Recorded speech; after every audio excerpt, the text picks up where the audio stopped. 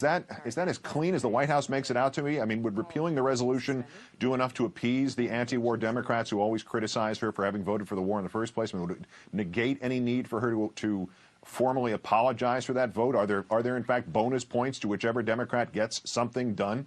I think there are. I think this would help her if this went through and was upheld by some chance. It would make it look like she was on that anti-war bandwagon. But some people are never going to be satisfied on the left of the Democratic Party, and I think there is a little bit sometimes of almost a suicidal urge. They want to cut off funding, which actually wasn't even done at the end of the Vietnam War. They cut off support for the South Vietnamese government, but if you actually cut off funding for the troops, you're just asking for political trouble. So I don't really understand why some of these Democrats on the left insist on that, especially since the Democratic Party as a whole is ratcheting up the pressure. And you see every week they do something. It seems like John Edwards had a good suggestion to keep reintroducing this bill that got vetoed, make them veto it over and over again. There are lots of ways to ratchet up the pressure short of doing something that's going to leave you very vulnerable to getting knifed by the Republicans.